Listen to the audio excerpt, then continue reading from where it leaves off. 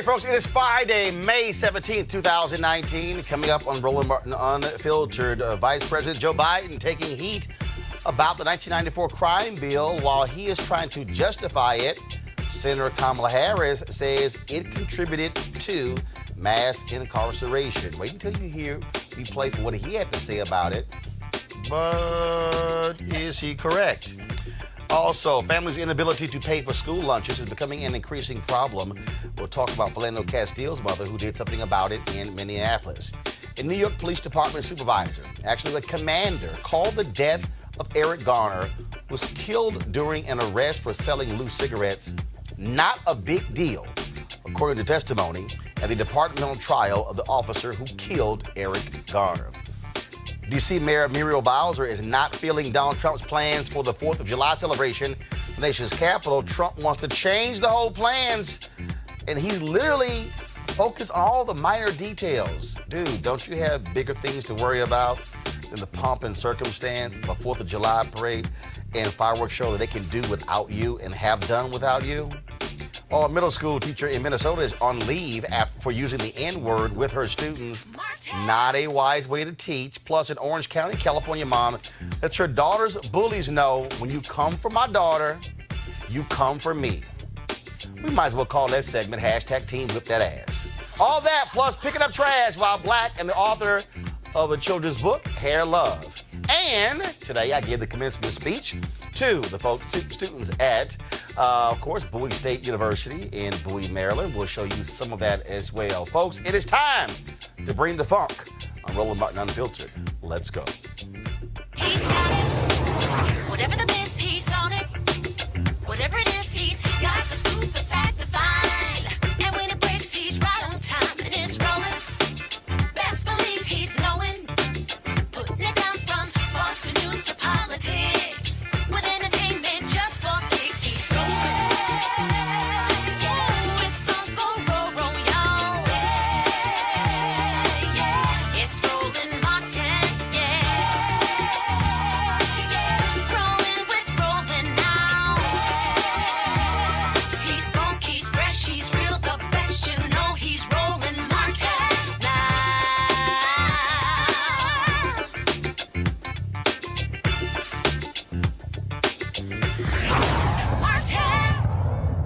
2016, Hillary Clinton got nailed big time by African-American social activists because of her super predators comment, which was in defense of the 1994 crime bill. All the people kept criticizing her and her husband, President Bill Clinton, who signed that into law.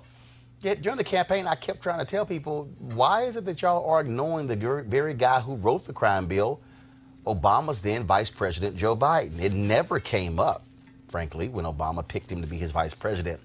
But now Joe Biden is running for president, and it is now getting some renewed attention. Well, one of the issues is that Joe Biden is also defending the 1994 crime bill.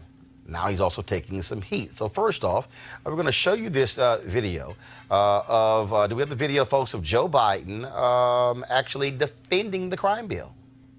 All right, so we don't have that video. I'm going to try to find it on my iPad, but it really was a trip to hear Joe Biden. It was at an event where they were outside, and he was asked about it.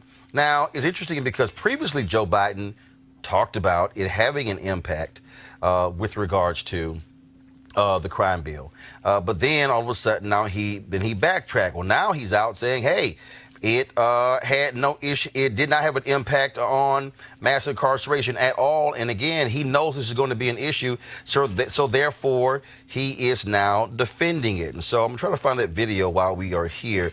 And so here is the video. I think I found it. I believe I found it, of Joe Biden speaking there. This is a short clip. I'm going to play a longer clip, but here's a short one. Nationally beat the NRA. Because when we did the crime bill, everybody talks about the bad things. Let me tell you about the good thing in the crime bill.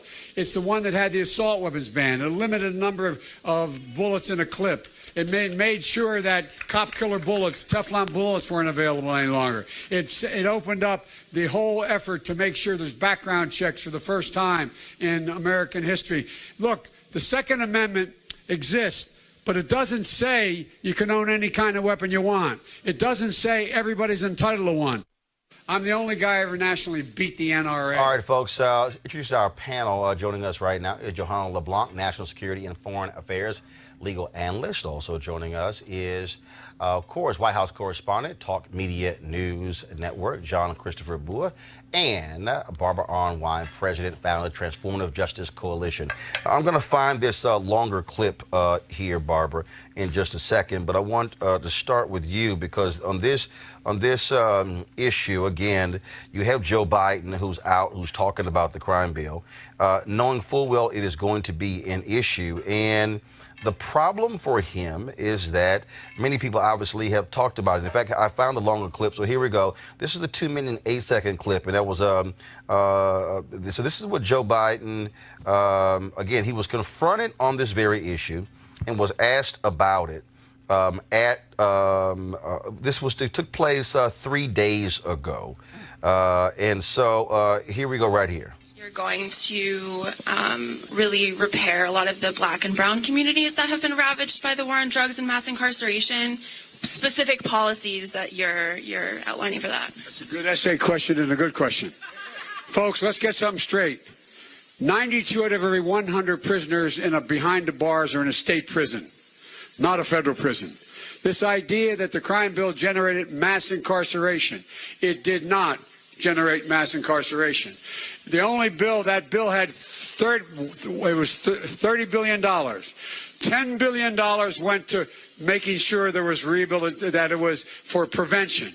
That's what it was about. Secondly, the court, I made sure there was a setup in that law that said there were no more mandatories except two that I had to accept. One was that President Clinton wanted 3 strikes and you're out. It was part of this entire bill that included the Violence Against Women Act, included the gun control efforts, as well as included, anyway, I won't go, it's raining. But here's the deal. What happened is the mass incarceration occurred by the states setting mandatory sentences. What happened was, if you go back and look, the Black Caucus supported the bill. The reason why the Black Caucus supported the bill is because we made sure, I had a study done by my staff, and we found out, I remember, Judge, you and I talking about this. The fact of the matter is that the vast majority of people for a first-time offense, if they were black, they went to jail 3 times as long as of a white. For example, it used to be 0 to 13 years for robbery. We went into every major of the 10 circuit court districts. What were the sentences given to people who, if you're a white guy and you committed robbery the first time, you got, if memory serves me, between 1 and 3 years. If you're African American, got between 7 and 9 years. So we set up the same crime, same time for the same crime. Barbara, your thoughts on, again, Joe Biden offering a vigorous defense of the 94 crime bill? It's indefensible. The 1994 crime bill unquestionably helped to contribute to mass incarceration. Any position that doesn't acknowledge that is dishonest. And in fact, Bill Clinton admitted that in 2016 that at the NAACP that it contributed to mass incarceration. I was there when he did that, and it was very profound when he did that, because one thing that Joe Biden has a problem with, we saw this with the Anita Hill issue, and we're now seeing this again with the crime bill. And that is being honest and saying, I really messed up, and not having to be drugged after considerable heat and fire to saying the truth. And what bothers me about this one is that as president, he will have authority over more policy. I do think that if he can't be honest about the harm he's caused, then he cannot think that some of us will give him our votes. John, here's the thing. This is one of those things, when the Anita Hill story came back up, when he went on The View, I came on this show and I said, Joe Biden, what the hell were you doing? What you should have said is, I own this. Right. I was the chair. I could have shut anything down. I didn't accept responsibility. The following couple of days later, he actually did that. Politicians don't want to admit where they're wrong.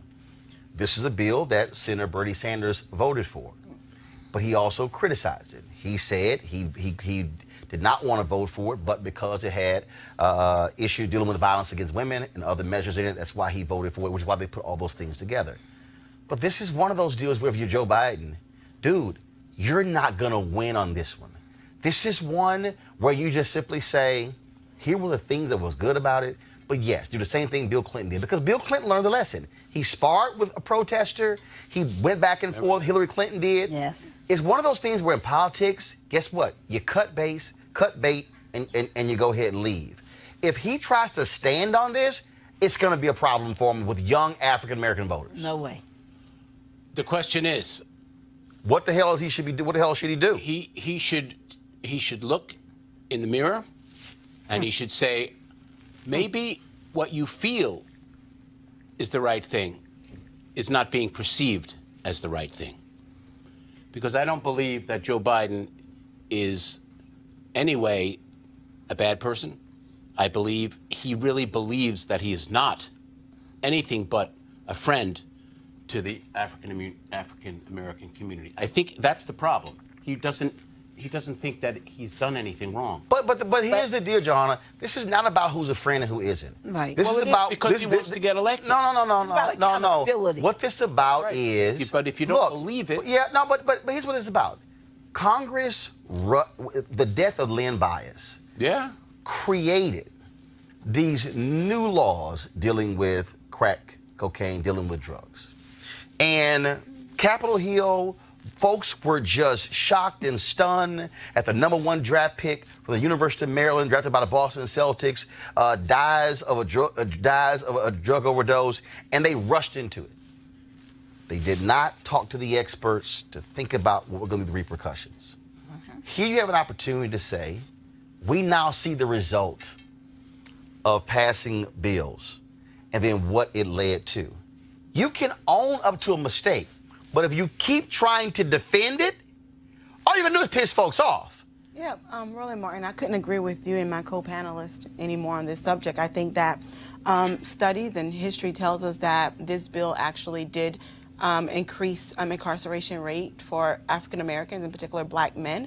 And I think that, what Mr. Biden needs to do is essentially just to own up to it and say, you know what, I made a mistake. And as my co-panelist indicated, this is someone who is going to be in charge of foreign policies. If you cannot own up to your mistake, and we get it, people evolve, right? And it's not necessarily an issue, I think, it's not an issue where Mr. Biden intentionally supported or introduced legislation that would have a disproportionate impact on the black community. I think that there is a part of him perhaps wanted to help, and in the implementation of the policy, it ended up being detrimental to the black community. So own it. Say, you know what, this policy has broken up families. It has truly damaged the black community. I'm sorry. What do we have to do moving forward? And be open to accept policy proposals from experts in the community, such as yourself. Why Joe Biden fails on this, first of all, he is correct in the video that most of the prisoners in America are on the state level. Absolutely. And the crime bill was specific to federal. But here's where he makes the mistake, John.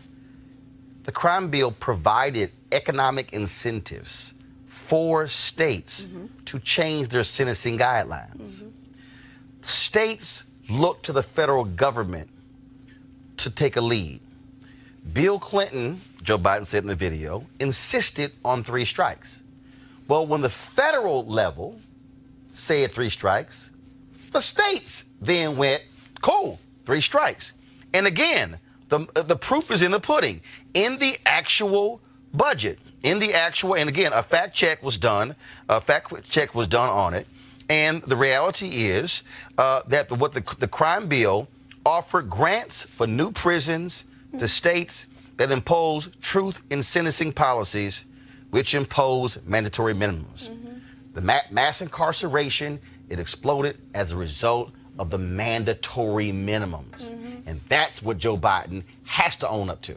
Well, Joe, own up to it. Because there's a lot of people in this country think that you are the only one out there who can defeat this president, Donald Trump. So get with it. Support your soul and your heart but understand that you have caused some pain and some real consternation within lots of communities in this country. Get with it, Joe. And Barbara, and why he has to do that is because Trump is going to sit here, and even though he's going to sit here and tout, oh, I passed criminal justice reform, I signed the First Step Act, I corrected your problem. And that's what Biden has to recognize. Yes, and the reality is that his platform better be loaded with repair, because the injury is not over. It's not as if somehow this was something that happened and it's over. We are still dealing with an age of mass incarceration. United States, 25% of all the world's incarcerated, 5% of the world's population. There's no excuse for this. $80 billion annually of federal money for federal prisons. I mean, all of this is just insane. What he has to do is to come out and recognize that the injury he caused is still ongoing, and he has to recognize and take responsibility for coming up with programs and policies that are going to reverse that. And there's video, Barbara, there's video of Joe Biden from '94 talking about putting money in the bill to help states where state prisoners serve at least 85% of their time. Dude, that's mass incarceration. Right. That was forcing people to serve 85% of their time, as opposed to a judge saying, you know what, this person should only serve 20 or 30%. Joe, that's mass incarceration. So stop this game of saying that see, here's the game. This is the game. And in fact, I'm gonna play it again for y'all, because I need you to understand. And I keep telling y'all again how these games happen.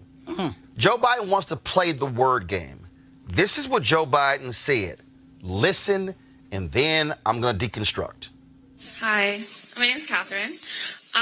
So I'm gonna bring up the bad part of the crime bill that you sort of referenced. So I'm curious how you're going to really repair a lot of the Black and brown communities that have been ravaged by the war on drugs and mass incarceration, specific policies that you're outlining for that. That's a good essay question and a good question. Folks, let's get something straight. 92 out of every 100 prisoners behind the bars are in a state prison, not a federal prison. This idea that the crime bill generated mass incarceration, it did not generate mass incarceration. He says didn't generate mass incarceration. Now, the prison population in America exploded beginning in 1970. So it is correct that the 1994 crime bill did not create mass incarceration.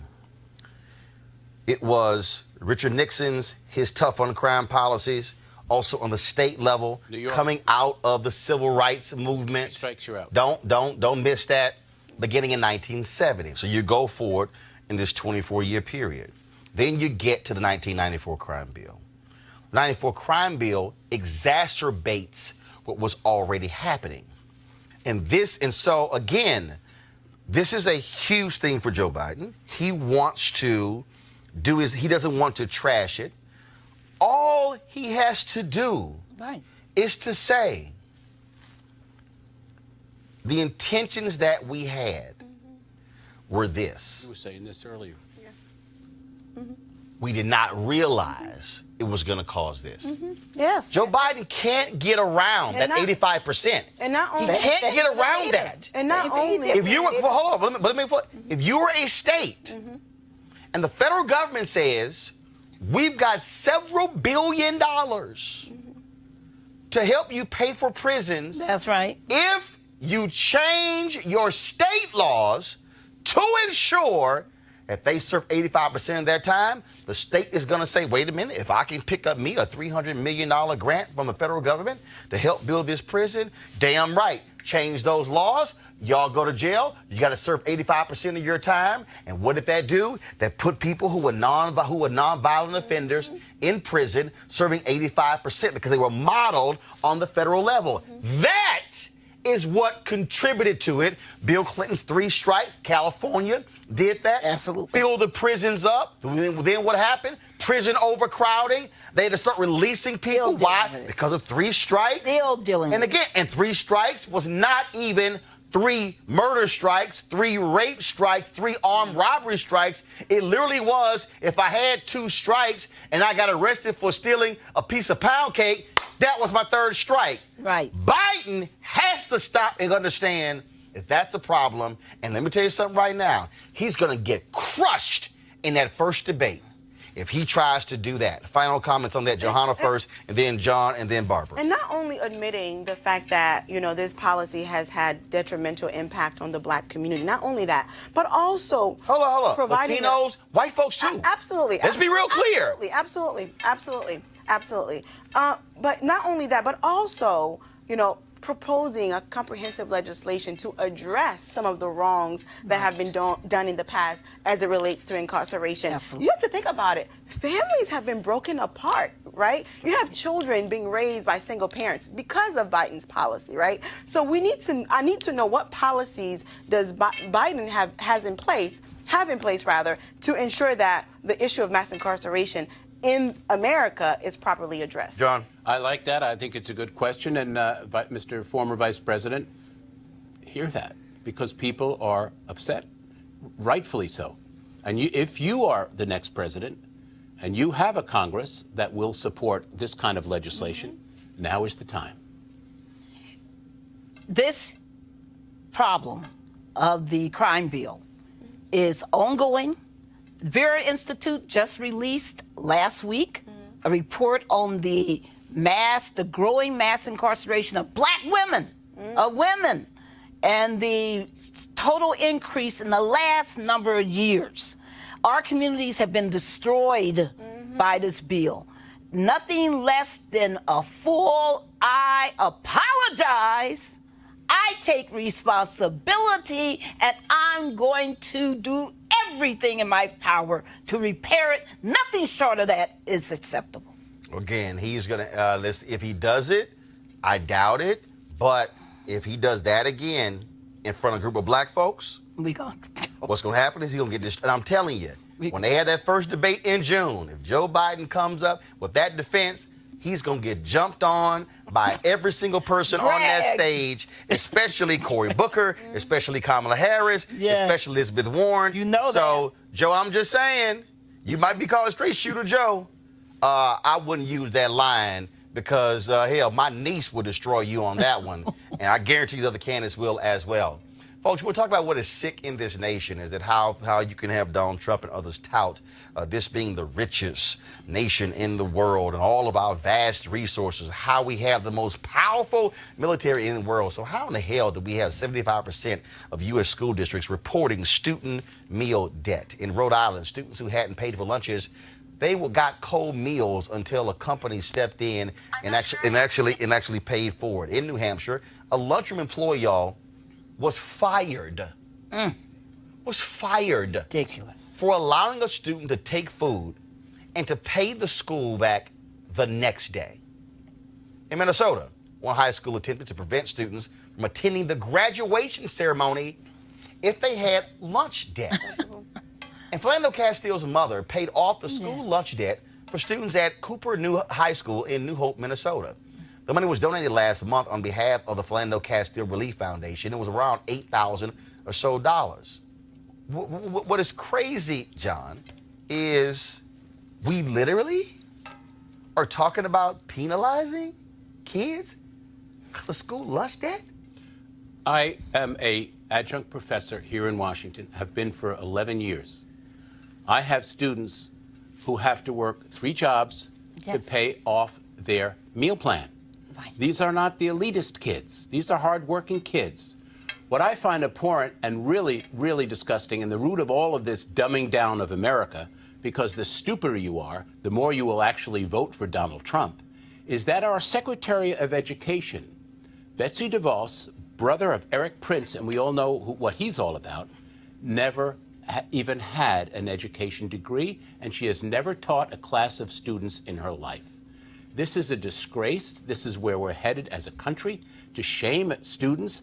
I mean, many kids, as we all know, we travel around, we go all over the place, Roland.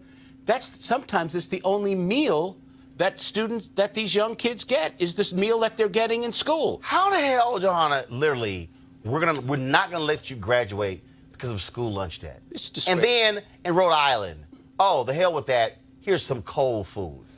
Oh, my goodness. You know, You can't think without food in your belly. How callous is that? When I read that story, it literally broke my heart because as someone who came from very humbling beginnings, I had to rely on food stamps to get through, you know, undergrad and such, and high school. And so I understand what it's like to not have money to eat, right? And when you cannot eat, when you don't have a proper meal, you can't focus, you can't think, right? You can't succeed in the classroom. And the fact that America is so rich, right? We have all the resources. This is not an issue about the country not having enough resources to feed these children. It's about people just don't care about poor people anymore in this country. Where's the humanity, right? I mean, these kids, we have the resources to ensure every child in America has a hot meal before class starts, right? And we're not doing that, and it's heartbreaking. Well, it puts the lie to this. It really puts the lie to this whole mythology that we got this great economy, when in reality, hunger has gone up in this country. In reality, poverty has gone up in this country. In reality, the jobs, the quote unemployment, the jobs people are working aren't paying enough. Mm-hmm. That's why parents can't pay for their children to eat at school, because we're not giving them the quality jobs that pay them the kind of money that they can have the ability to feed their own families. Yeah. This is the tragedy of America. And when we, I just think that we got to really be very clear that this vulture capitalism economy that we live in right now is just siphoning off everybody's ability to succeed. So it's very, very, very important that we come up with other measures to, instead of punishing children, punishing the children, that we come up with other measures that allow people to eat, be fed, and to be able to go to school. Now, let me tell you, Roland, I was one of those kids, too, who had to hide out in the library during lunchtime because I didn't have the money to buy lunch. And I'm very, very lucky that I got through all of that. But it's wrong. It's wrong, and a lot of people don't. And also, this is also a country that actually pays farmers not to grow food. Right, isn't that something? Right, that makes no sense whatsoever. All right, folks, let's go to New York, of course, where Danielle Pantaleo, the officer who killed Eric Garner, is facing a New York Police Department hearing. Here's what is stunning. A New York Police Department commander called the death of Eric Garner not a big deal, according to testimony at the trial of Pantaleo, who's the one who applied the deadly chokehold. Now, after Pantaleo choked Garner from behind and before three other officers tackled him, Sergeant Danon Samanov told Lieutenant Christopher Brannon in a text message that Garner, quote, was most likely DOA. He has no pulse. That's according to evidence presented on Thursday. The Staten Island Advance and New York Times both reported, and that's when Lieutenant Brannon responded, not a big deal. We were effecting a lawful arrest. When the text messages were read out loud, the courtroom audience was stunned. First of all, I'm not stunned at all, Barbara, because the reality is there's a callous disregard for life. Officers also know that they're not going to get in trouble. They know that they're not going to be disciplined. Eric Garner was murdered 4 years ago, and it is now that Pantaleo is facing this hearing. He's not facing murder charges. He's not facing a trial. He literally is facing a hearing as to whether or not he should keep his job. It is a disciplinary hearing of the NYPD. And the only person who was punished was the gentleman who took the video. Who went to prison. Who took the video of the killing of Eric Garner. To Glenn Carr and all the family members, I am so sorry that you're having to go through this, because this is just wrong. The bottom line is that Black Lives Matter. Say her name when you talk about the black women who have been killed by police. The bottom line is that when we read no big deal, that's why we say Black Lives Matters. That's why we have to, fight for accountability by the police. Pantaleo needs to go. He needs to be in jail.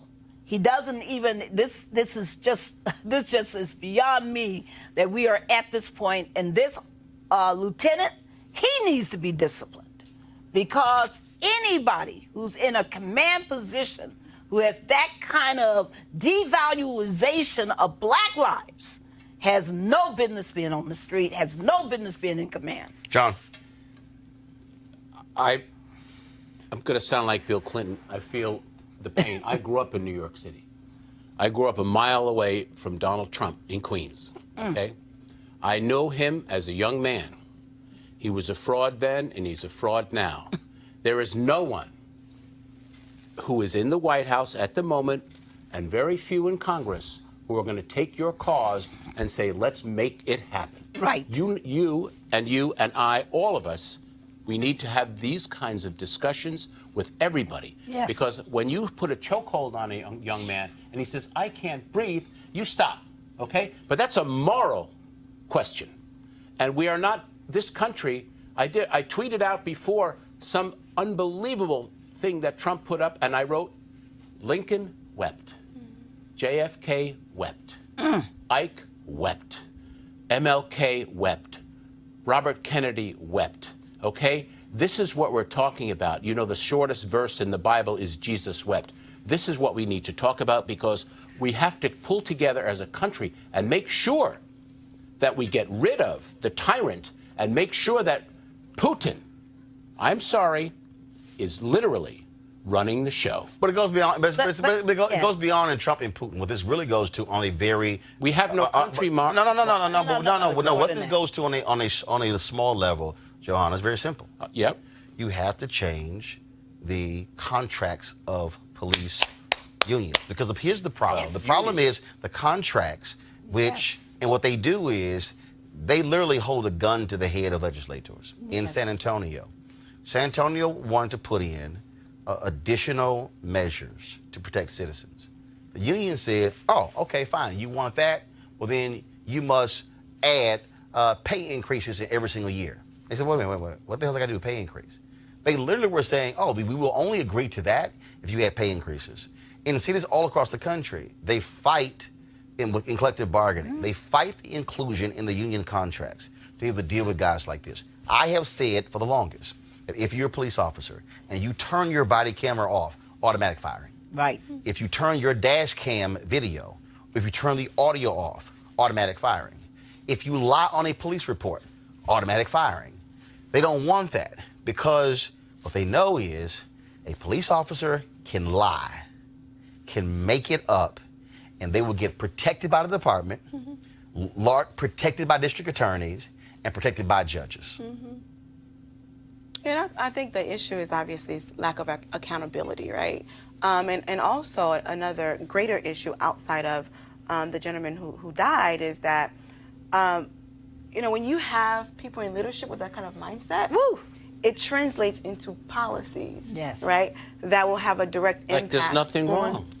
On individuals, right? So we have to be mindful of, how we pick our mayors, because the mayor oversees the police department and appoints the police chief. So all of these things. Well, and a strong mayor form of government, a city manager form of government, city manager appoints it. But go ahead. Okay, all of it is interconnected, right? Yeah. So we have to take control. We have to hold these folks accountable for their actions, because the comment that this officer made, no big deal. It's not the first. Right. I mean, it's maybe they say worse than that. Well, first of all, we saw what happened in Baltimore, right? Freddie Gray, where to this day you still it's sort of as Freddie just killed himself, but we know about the rough rides in the vans as well. Yeah, it's not the first nor the last, unfortunately. But what you have here is you have also Bill de Blasio, who did not lead as well.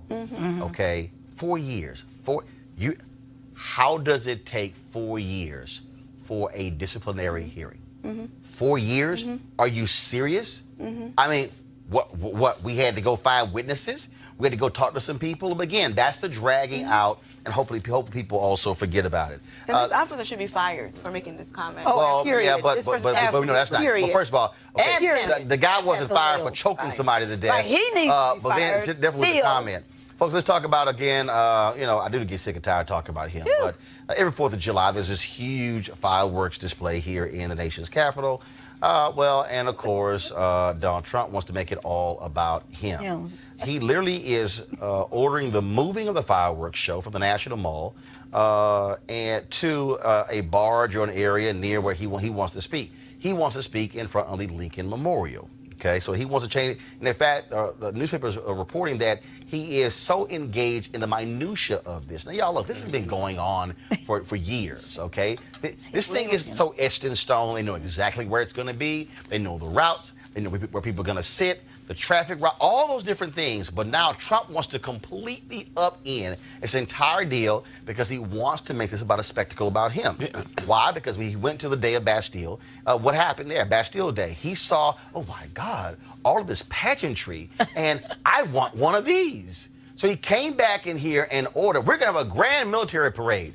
He literally wants, speaking of Putin, he wants what Putin does, what Russia has always done, what North Korea does. He wants the big military display. He wants to see tanks rolling down the streets. He wants to see the missile launchers rolling down. He wants to see thousands of troops. Well, when of course they showed him the cost, how much money it was going to cost, and he nixed that. But now he's trying to flip the big 4th of July celebration into his own little patriotic party. Well, Washington, D.C. Mayor Murial Bowser is not too happy. This is what she said to the Washington Post, quote, "The president can speak at any event that he wants to speak at, and my great hope would be that he recognizes that the event is a unifying event that celebrates the birthday of our nation." The problem with this, John, is this ain't about you. It's not about you. And they have a system. It is in place. Literally, they can walk in there and do this here. Okay, that's the plan. We've used it for the last 15 years. No, he now wants to change everything. And normally what happens is, for this celebration, because presidents care about the public, presidents don't attend it. Because they know when the president attends something, it totally changes security. No, he doesn't give a damn about the hundreds of thousands who come into D.C. to watch the fireworks show. No, he wants a big old party where Donald Trump is the man standing in front of Lincoln Memorial. And frankly, I think if he does that, Abe is going to get off that damn chair and give him a swift kick in his ass. Your thoughts on Mr. I want a big party for myself? Well, as you said, if the president is included in this 4th of July festivity, there will be heightened security, which would, in essence, take away from the joy and all the fun that citizens usually. No. It changes everything. It changes traffic patterns. Absolutely. Absolutely. Everybody has to get now checked. Absolutely. It changes bags. Absolutely. People come in with their food and their drink, and they sit with their. It changes everything, and he is so arrogant that he can't even go, you know what? I don't want to inconvenience the American public. I'm going to keep my butt at the White House and watch it from the balcony. Yeah, so it'll change it for the American public and other people who are interested in the 4th of July celebration. So I think that the president should definitely reconsider his position and think about the American people to see whether or not this will really impact their ability to really enjoy 4th of July. John, the narcissist, is all about him. It's not Red Square. This is not Nuremberg rallies, Mr. President. You are not the dictator. Soon you will find out how much you are not the dictator. And you know, Muriel Bowser, you stopped him from the last time he got these highfalutin concepts when you realized that tanks going down Pennsylvania Avenue was something you're going to have to repair as the chief executive. It's going to destroy the streets. The streets were not built to carry tanks. You want to do that? Go to Pyongyang or go to Red Square in Moscow. Well, and maybe you will. Maybe Putin will invite you over. You can stay for a few years. He is a fascist, narcissist. He thinks he is a megalomaniac. He thinks he's a demagogue. He thinks he's Mussolini. He thinks he's right. More like Mussolini than Hitler. Right. The way he structured and put his he's Mussolini. This is a Mussolini move, everybody. You know what happened to Mussolini, though. Right. Okay, enough said. He's a straight up fascist, and it's ridiculous that we have a cowardly Senate, because Congress ought to be checking him.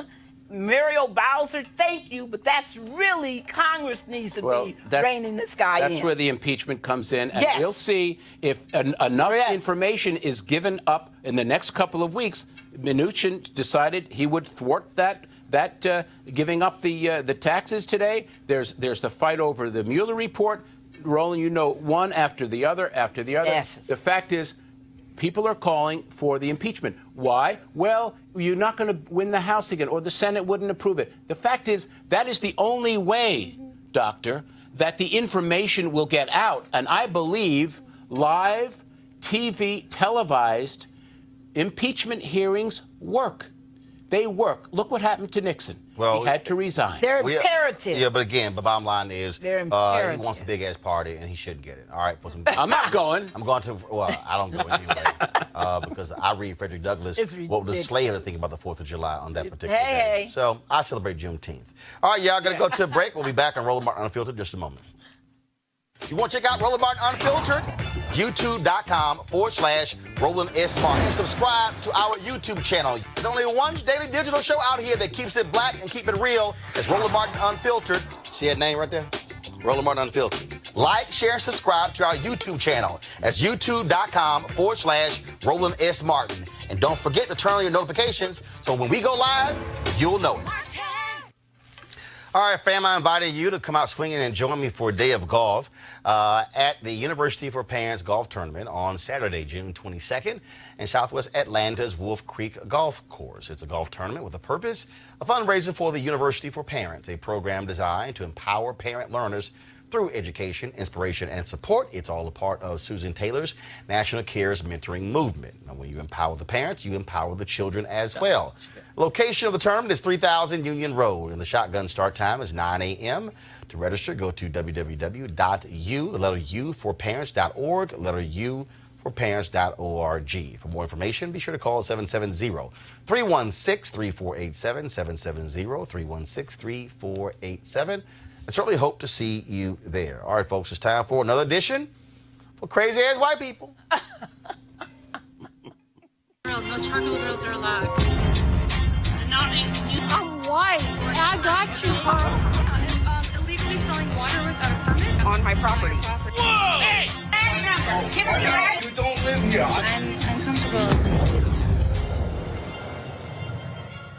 All right, y'all. A Minnesota teacher has been placed on leave after a video showing her using a racial slur while speaking to middle school students went viral. St. Paul Public School Superintendent Joe Gothard promised in a statement to take aggressive action after video was posted online of teacher Wendy Brolowski using the N-word at Highland Park Middle School. The video we found has censored her use of the word. Check it out. In the room, and they just pick on them. Well, because they're black, and they're the only doing any work. I know. I'm sorry. No. That's what you've been saying. That's what she's repeating what you're saying. But I'm sorry. I'm sorry. I don't feel sorry for Wendy. Y'all know Wendy gonna lose her job, and I keep telling y'all. He needs to. But I keep telling people, Never every time one of these crazy white folks do something, black people should line up for that job. We will end black unemployment quickly if that happens. Now let's go to, this is not a crazy ass white person. This is a straight up real sister. One thing you don't do is play with black mamas when it comes to their kids. Unfortunately, students at Nagale Hills Middle School in Orange County, California did just that.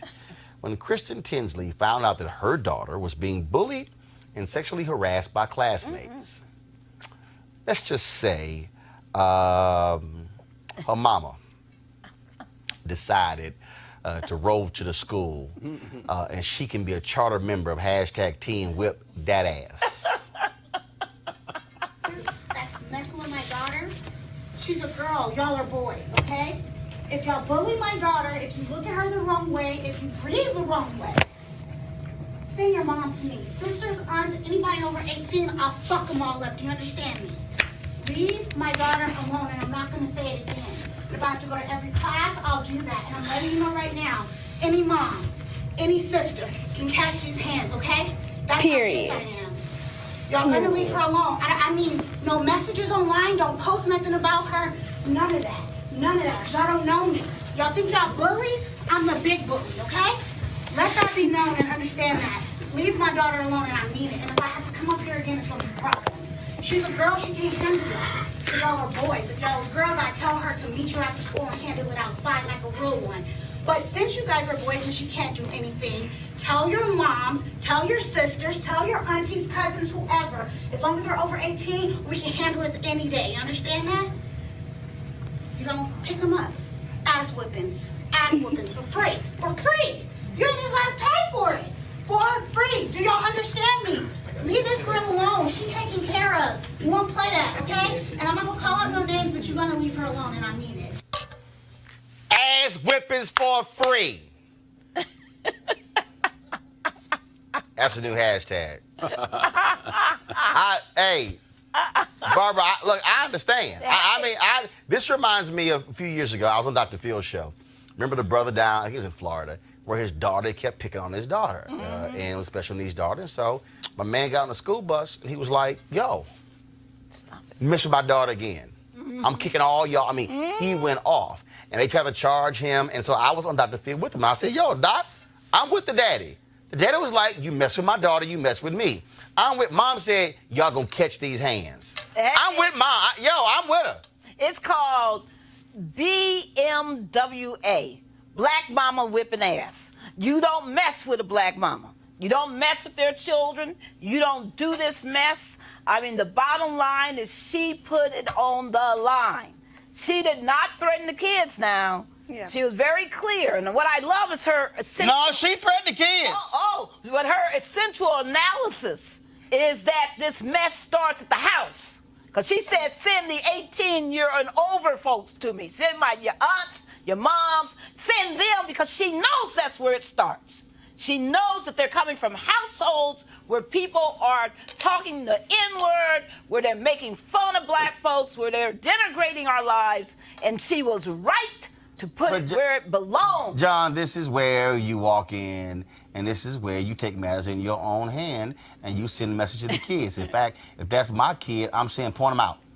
Point them out. I'm telling you right now, if it's my kid, I'm going to say point them out. And then I'm going to sit there after school and I'm waiting with their little ass when their parents roll up. And I'm rolling up on parents. I'm like, you know what? The punk ass son is a bully.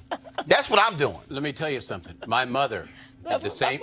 My mother did the same thing. I did too. When I got bullied as a little kid. And if my brother wasn't around, who was 8 years older than me, who would stand there in the schoolyard and scare them all to death, my mother would go in. Not only would she go into the kids, she'd go into the teacher. And she said, you're picking on my son. He's coming home and crying. You're calling him names. She said, I will take care of you. You know what? Black mamas and white mamas unite for their children because this is the most crucial thing you have. This is what you give to the world, and this is what you want to make sure the world respects.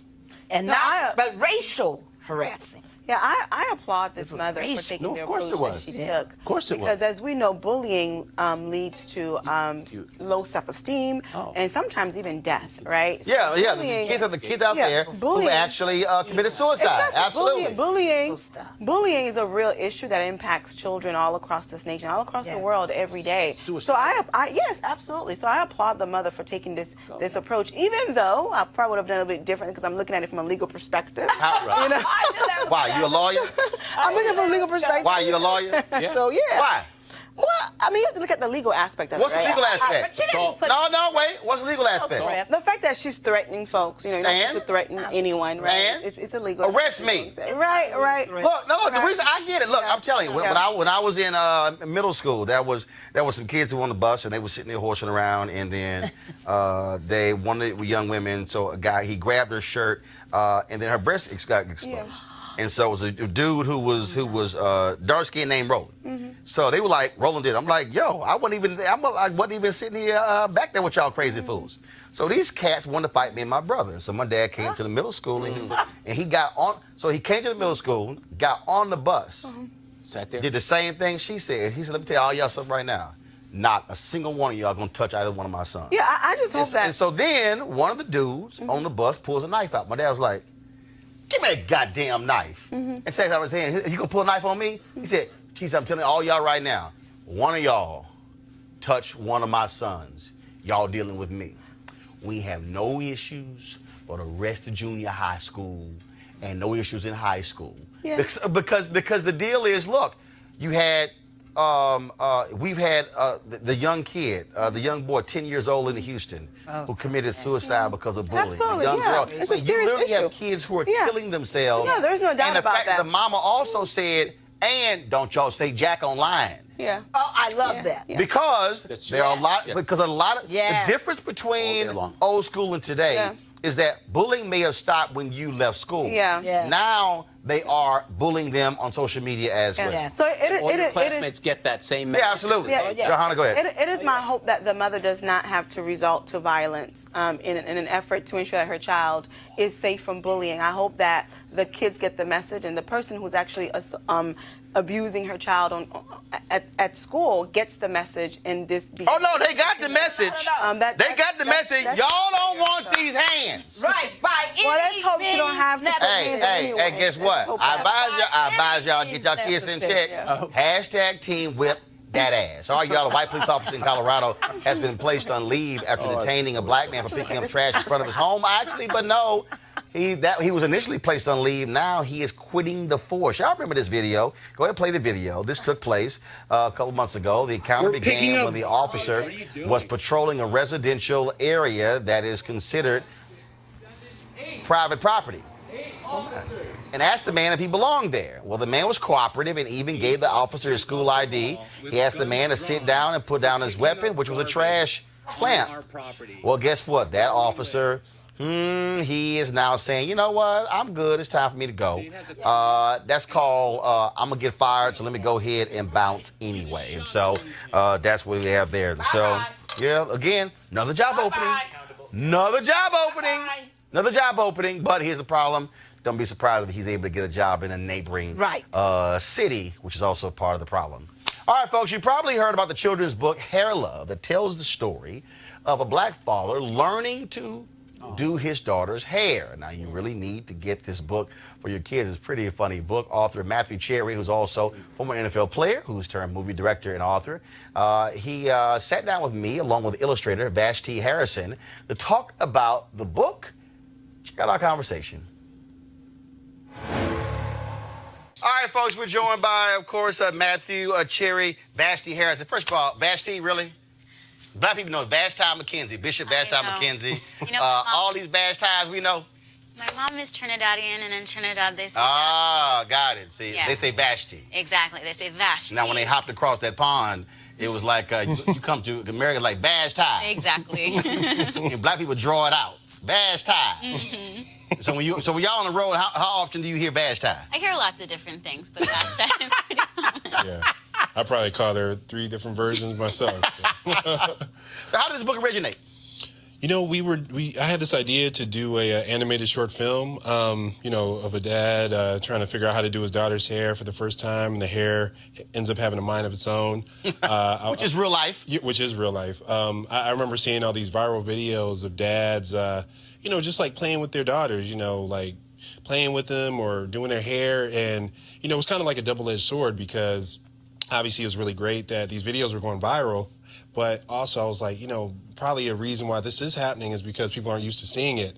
Right. I think there are a lot of misconceptions and stereotypes that we're not involved in our kids' lives, let alone doing like these small, menial domestic tasks with our kids. And, I just thought it'd be a great opportunity to kind of show that we are in our kids' lives and try to, break some of these negative images that we have of ourselves.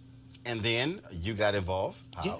Yeah, that's right. So he launched the Kickstarter campaign and reached out to me to create some kind of art so that people would have an idea of what the movie was. And you had previously done children's books? Yeah, exactly. So I write and illustrate children's books, and I also do illustrations here and there for visual development work. And so that's what he was looking for. And I think it was during the process of the Kickstarter campaign that people had suggested and had the idea that we should produce it as a picture book. Now, I'm not technically involved in the movie, but when the book got picked up by Coquila Books, they reached out to me to ask me if I would consider illustrating the book. So it didn't have to be me, but it worked out that it was. So you did a crowdfund. Yeah. And how much did you raise? We raised roughly almost $300,000. It was like 283. And were you shocked by that? Yeah, yeah. It was crazy, man. It was like the craziest thing I've ever been a part of. Now, the Kickstarter was for the whole project. The short film. Yeah, the short film. Yeah. Well, one of the gifts that we offered was for a picture book. We just didn't know how we were going to figure it out. And then 3 or 4 days into the campaign, Namrata, who is our kind of the editor, and she's like the head of the Coquila Books, she reached out and was like, look, I'm a big fan of this. You know, we're about to start this new division, and I just think it would be really awesome if we could help make the book with you guys. And just like that, we had a book deal. Why do you think it resonated the way it did? You know, I think it was a lot of things. You know, I think timing is really important. You know, I think at that time, you know, Into the Spider-Verse hadn't come out, and so, you know, there weren't a lot of images of black fathers and daughters, or, you know, African-American characters in general, and really any animated feature films. You know, they had Princess and the Frog and the Rihanna movie Home, but at the time, that was really it. You know, maybe a couple of side characters. So, you know, my thing was just if we could do something that centers on a black family, but actually have the hair be the thing that's magical and has a mind of its own, you know, we could kind of center it on that. And, you know, since then, obviously Into the Spider-Verse has come out and all these great projects that center us. So, you know, it's really great to see. And I think the more people that see stuff like this, and especially kids, get to see themselves represented, the better. Vashti, it is interesting when you talk about black hair, how for non-black people, it's like this thing. I mean, my godmother talked about being in China, and folks just wanted just to touch her hair. And then you can ask any number of black women this whole deal, oh my goodness, can I touch your hair? I'm like, no, you just can't touch my hair. You think about the Chris Rock documentary, right. was Good Hair. I think it was Good Hair, yeah. You think about all of these conversations, even just what just recently passed in California, where where the bill is going through to outlaw discrimination when it comes to hair. And it is something that is certainly different and unique to folks of African descent. Yeah, you know, I illustrate for a living. I draw pictures. I don't have the biggest platform, but I feel like with what I do, I can help normalize these things, normalize and create beauty and, you know, infuse a little bit of magic into the everyday life. So, you know, I make books for kids, and I want to encourage them to know that there's nothing wrong with the hair that comes out of your head. You can wear it however you like, and sometimes it can be magical. Because there are going to be influences from outside that are going to, you know, challenge everything that we do, but you know, if we can help them feel better about themselves from the ground up when they're that little, I think, you know, that's just one way to start. But I also think it's accepting what is normal. Right. I think back to a number of years ago, Earl Graves, of course, founded Black Enterprise, caused this huge stir when he made it clear. He said, you want to intern with Black Enterprise, you can't have dreads. His whole deal was, this is the standard in corporate America. This is in terms, so to understand that standard, look, when it comes to dress, when it comes to suits and ties and look, and so we're going to train you for that. We think about NBA. It was really Allen Iverson in the corner to sort of change that. You had, of course, the brothers in the ABA with the big, huge afros, Dr. J. But again, it became this whole thing. Well, no. In order for us to, in essence, assimilate, we have to change. I think for African Americans, we can go down that road where change your hair, change your dress, change your tone, change your walk, your talk, all those things. Cam Newton going to the Good Carolina Panthers, an owner saying, don't have a tattoo. Right. And so I think when you talk about normalizing it, it's saying, okay, that is normal. I got my wife and I raised 6 nieces. Hell, I've seen this constantly. Right. Matter of fact, I was with my nieces a month ago.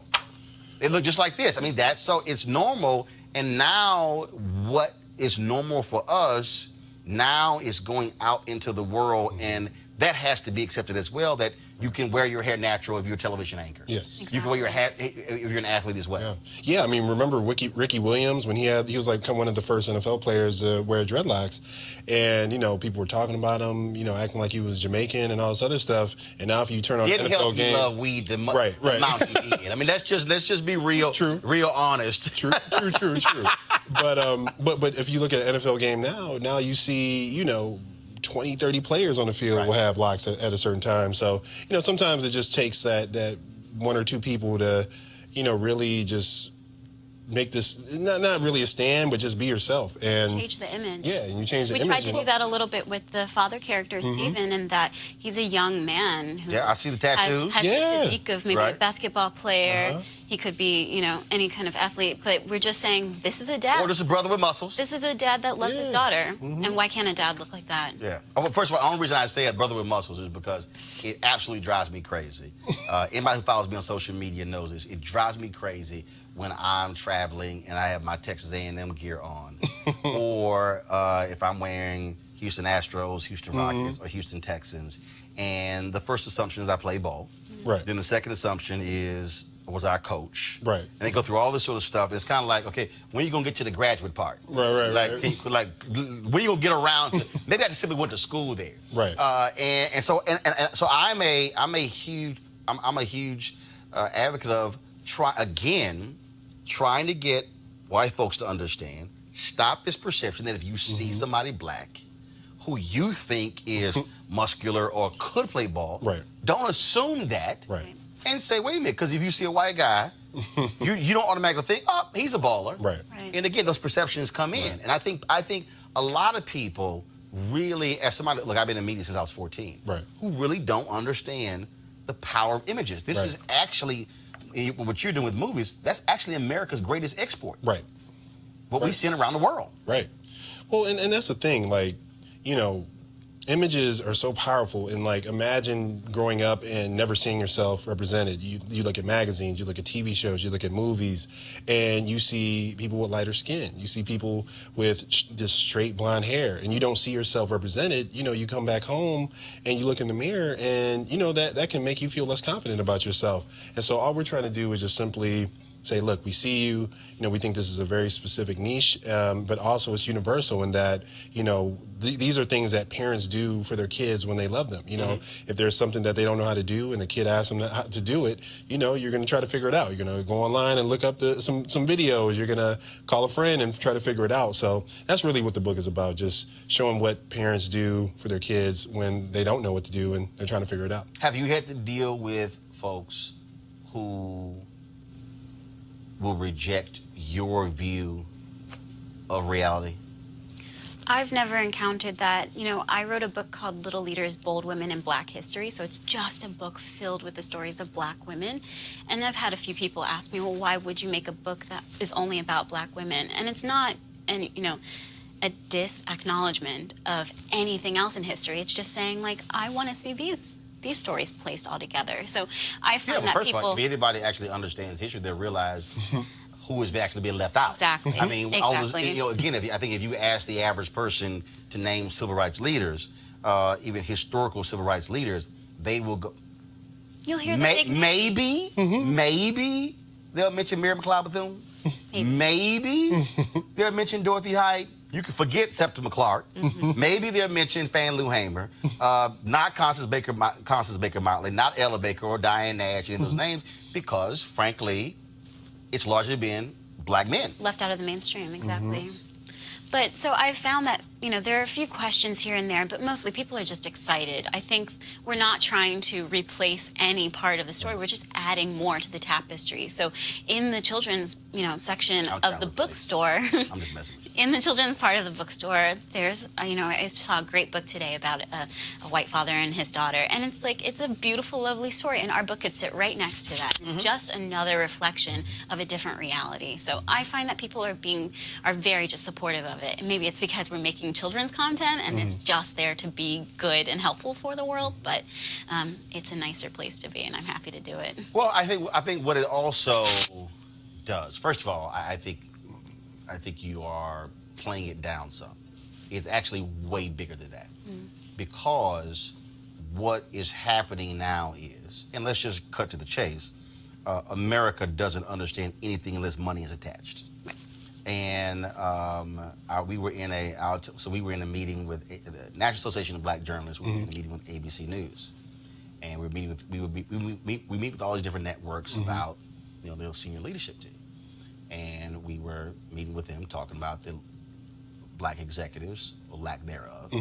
And at one point, I said, "Well, this is the company that made Black Panther, that made more than $1 billion." And folks sort of looked at me in the room, and I said it for a reason. Because America responds to money. Right. And what is happening now is you now have a generation of black folks who will readily say, I'm rejecting that.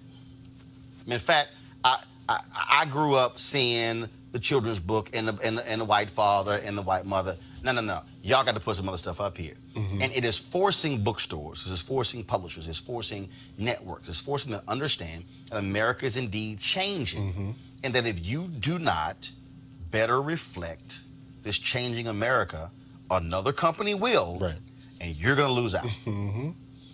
Yeah, I mean, and that's a great thing about the company that we're with, Coquila Books. Namrata, she is just really focused. It's a division of Penguin Random House, and it just focuses specifically on, POC authors and people telling their stories. So our book came out on Tuesday. There was another book that came out called My Poppy Has a Motorcycle that speaks to, the Mexican-American experience. And, there's a book coming out later about the Filipino-American experience. And so, these are all just like really these underserved communities, and it's such a niche. And we're just so excited to be a part of this family and to be the first book that comes out under that division. How much is the book? What's that? How much is it? How much is it? I believe it's $16.99 in stores and like $10.99 if you get it on Kindle. Yeah, they looking like, I don't know. No, I mean, like, just buy the book. I just looked at I think it's different in different stores. Yeah. So we're not sure. But. Okay. Yeah. All right, again, folks, the book is called Hair Love. Yes. Matthew Cherry, illustrated by Vashti Harrison. Check it out and get it today. Sweet. We appreciate it. Thanks a lot. Thank you for so having much. us. All right, fam. Shout out to First Baptist Church of Glen Arden. They recently calm down, Barbara. That's my church. Okay, all right. Are you tithe? All right. Oh, her ass got real.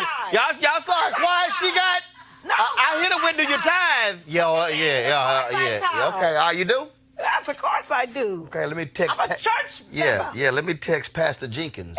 Do. Oh no. Let me text. He knows me. Yes. Let me He text. knows me. Let me text Pastor Jenkins, who is the senior pastor. Right. We find out if you actually tithe or you give offerings. No. Anyway, y'all. The First Baptist Church of Glen Arden in Upper Marlboro, Maryland, they gave out 4 cars, and so this one woman, Marilyn Lacey, boy, she was happy. It's beautiful. Beautiful. Where in the hell's the video? What, really, Jackie? Let me explain something. No, let me explain something to y'all. We sat in the office before the show, 3 hours before the show, and Jackie was begging me to include this in the show, like begging me to include this in the show. And she was like, it's a 4-minute. I said, we are not going to play the whole 4-minute video. We're going to play 45 seconds, okay? Oh, they were all excited. We play 45 seconds. Now, I actually do the story. I actually go ahead and do the story, and the damn video not even ready. I literally had to stretch longer than what the video is. Now, what I don't understand is how it was in the show. And in fact, we normally end at 7. It's 7:08, and so you now talking about extra time, and the video wasn't ready. So where's the video? It ain't there. It's too bad. It's beautiful. Well, roll it! Marilyn Lacey.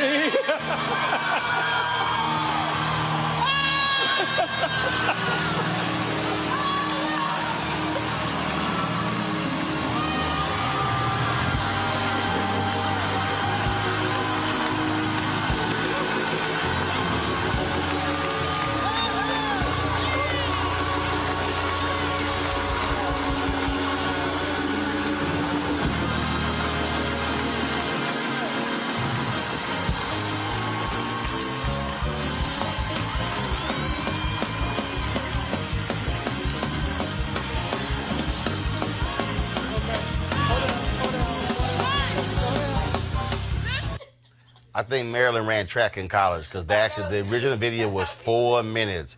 Y'all, you can run a mile in 4 minutes. It's the Holy and Spirit. So, huh? We do The it Holy first Spirit. Baptist. Yeah, that's how you. Barbara, you know doggone well you ain't never ran around the church. Barbara, stop it. Barbara, stop. Barbara, just stop. That's what we do it. Barbara, don't be trying to say that's what we do. No, that's what she do. Don't be trying to say that's what we not do. the only Barbara, you know you ain't ran around church. But y'all can't stand black people do that. I done run up. Don't y'all can't stand black people do that. Somebody else does something, but that's what we do. No, that's what she do. That ain't what you do. Anyway. I've been down some steps. Yeah, okay, all right. Yeah, okay, all right, yeah. Stop it, it's the Yeah, Holy Spirit. we gonna check your iWatch to see how many rings you got. All right, final comment. Anything this week what we want to talk about? We'll start with John.